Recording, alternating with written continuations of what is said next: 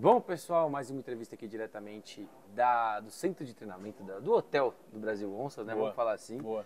A equipe do Brasil ainda não jogou nem seu primeiro jogo, né? Mas já saibam que essa entrevista vai sair depois, o Brasil já vai ter sido campeão sul-americano e tudo mais. Boa, sim. E estou aqui com o Rafa Cruz, né? General Manager da Seleção Brasileira. Então, Rafa, primeiro, obrigado por participar aqui, né? Tirar uns 10 minutinhos nessa semana que vocês não estão parando quieto um minuto para a gente conversar. E já vamos começar com o óbvio, né? O que você está fazendo efetivamente aqui com a seleção? Bom, é bom explicar porque foi um cargo criado para minha pessoa, né? A seleção nunca teve esse cargo de General Manager, então até para as pessoas entenderem, né? Eu sou o meio campo entre os treinadores, jogadores, CBFA, departamento médico, então eu acabo fazendo todo esse meio campo e ligando as coisas para que o sistema consiga rodar sem complicações, sem grandes complicações, né? Porque as pessoas elas veem o jogo, mas o que antecede o jogo nos bastidores é tanta coisa que tem que resolver, muita coisa, desde cor de meião, a pintura de campo, etc, etc, etc. A gestão de pessoas e faltava essa pessoa, né? O que no futebol seria talvez um diretor de futebol, um diretor executivo, faltava aqui. Então eu aceitei de prontidão o convite do Brian, por ser o Brian também, né?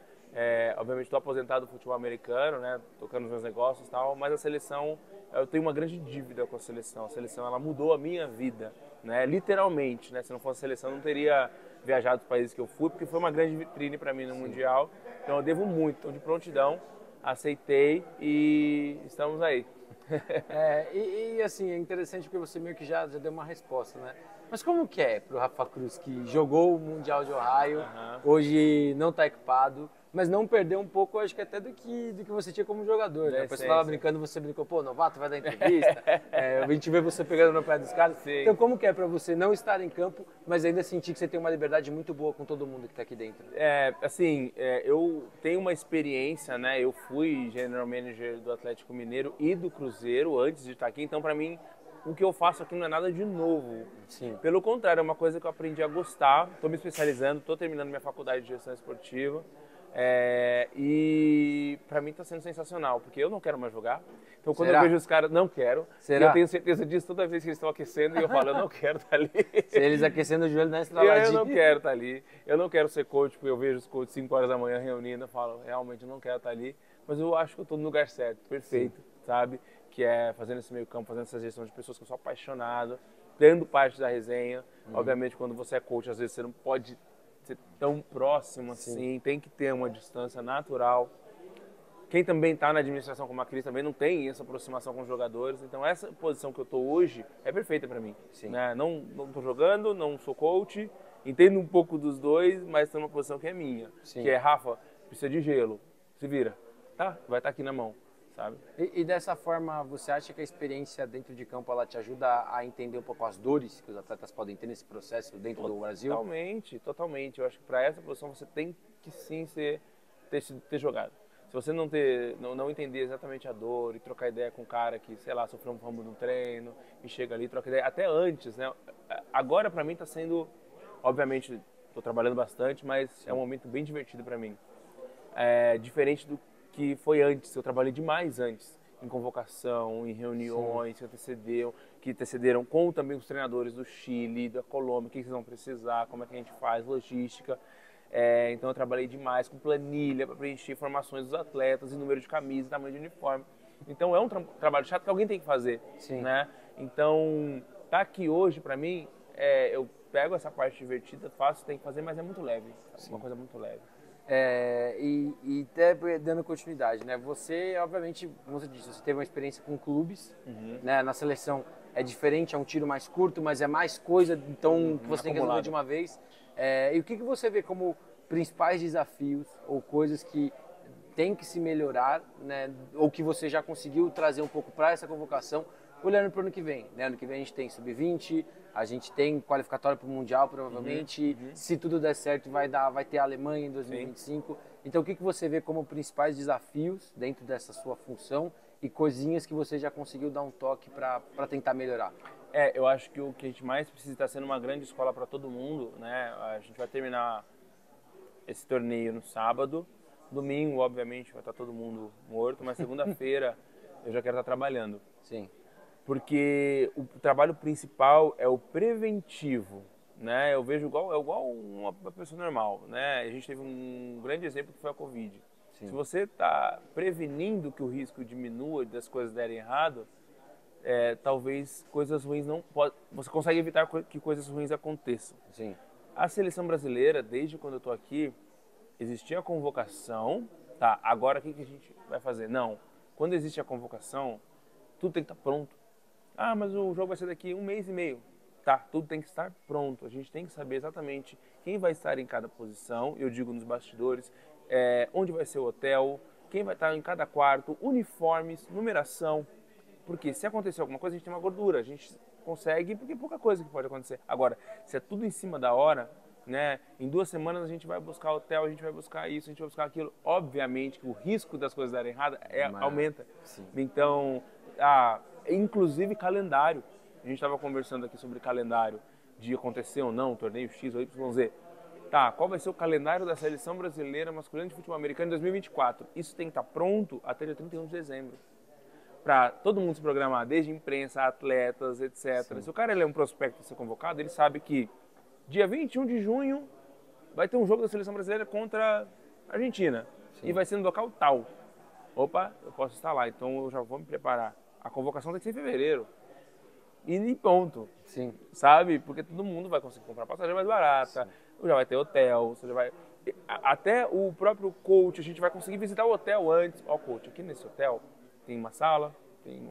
Tá bom pra você? Porque tem todo, porque assim, por exemplo, a gente tá gravando agora e o ataque tá numa sala, numa estúdio de vídeo. Exato. Então isso tudo também tem que ser considerado espaço para que vocês possam fazer esse trabalho, né? E um estúdio de vídeo que a gente adaptou, né? Então a gente chegou, viu, aqui vai ser o estúdio de vídeo, tá? A gente precisa tampar isso aqui com TNT e tal, só que isso já tinha que estar preparado, no mundo ideal, preparado antes da gente chegar, né? Então esse é o trabalho que a gente tem que fazer, um trabalho que tem que ser árduo antes para ficar leve na hora. E sim, todo mundo só fazer o seu, sem se preocupar com o outro. Então acho que esse é o meu papel principal quando se fala de seleção brasileira, é deixar todos os pingos nos is. E também, estava até tendo uma reunião com o departamento médico, sim, todo mundo... Inclusive, peço desculpas que eu interrompi a reunião para trazer o Rafa para gravar. Um prazer.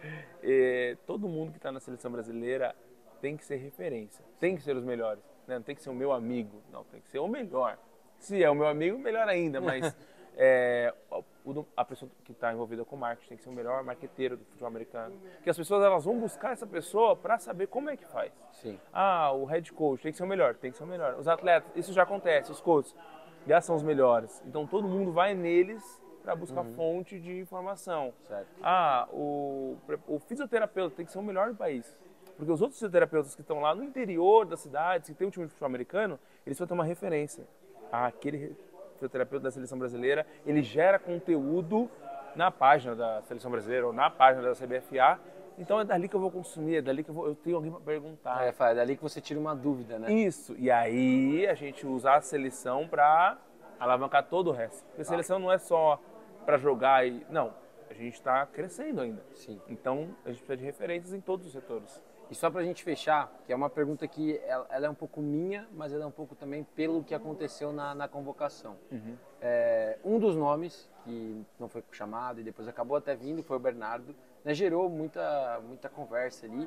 E na hora você acabou dando uma explicação também ali dentro da parte do processo dos jogadores. Como que é essa sua relação com o Brian e os outros treinadores no aspecto de eles tirarem uma dúvida sobre um jogador ou pedirem para você analisar alguma coisa? Isso também está passando ou é algo que é mais pontual se houver uma necessidade?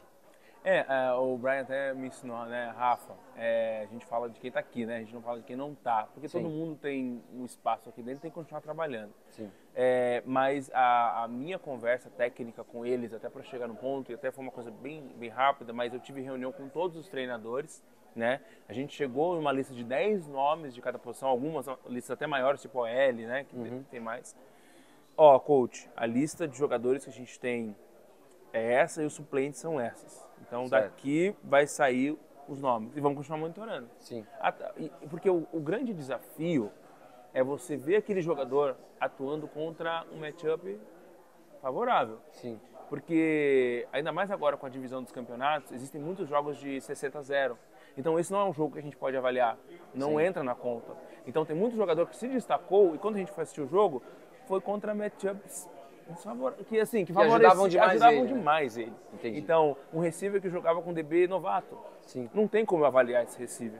Ah, tá. Então a gente teve um exemplo, Almirantes e Rex. São dois grandes times. Sim. Então, na maioria, nem todas as posições, mas na maioria das posições vai ter um matchup favorável. Sim. Esse jogo é bom para avaliar.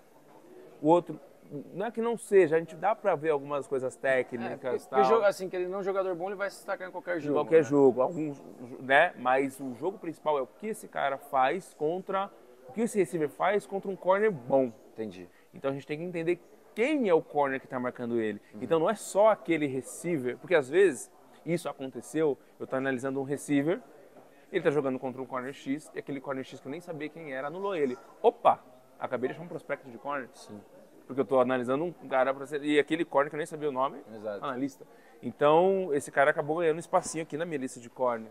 Então, é muito jogo, é muita avaliação e são poucos atletas convocados. Sim. Então, quando a gente coloca, principalmente uma mescla entre veterano e novato e não jovens, porque tem muito cara que está tendo a primeira oportunidade que já vai passar jovem dos 30. De seleção, né? Jovem de seleção. Assim. A gente tem que fazer essa mescla, não dá para chamar só jovens, não dá para chamar só veteranos. Senão Sim. a renovação nunca vai acontecer e vai se tornar uma grande panela. Né? A verdade é essa. Então, no caso do Bernardo, por exemplo, é um cara que vem se destacando há pouco tempo e tem outros caras que estavam jogando contra times de maior expressão.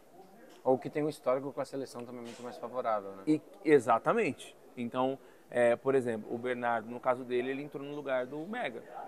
Se o Mega, por motivos profissionais, não pôde vir, mas se eu colocar no FABR uma votação, quem você quer no seu time hoje, eu tenho certeza que o Mega vai sobressair pela história, pelo porte físico, pela habilidade, etc, etc, etc. Isso não tira o mérito do Bernardo. Eu ia falar, né? Em nada. Até porque a gente está falando de dois estilos totalmente diferentes. Né? De receiver. Isso não tira em nada o mérito do Bernardo, pelo contrário. É um menino que não esteve, não falou nada, e continua trabalhando. E isso eu deixo um recado para todo mundo, porque eu sou uma pessoa que não foi convocada para o Mundial e esteve lá. Porque faltando 2 semanas, o corner que esteve teve uma oportunidade de trabalho, não pôde ir. Rafa, tá preparado? Tô, coach, não parei de treinar um minuto. E eu fui e entrei como quarto corner, me tornei titular na primeira partida e nunca mais saí. Então, as oportunidades para quem trabalha sempre vão existir na seleção brasileira.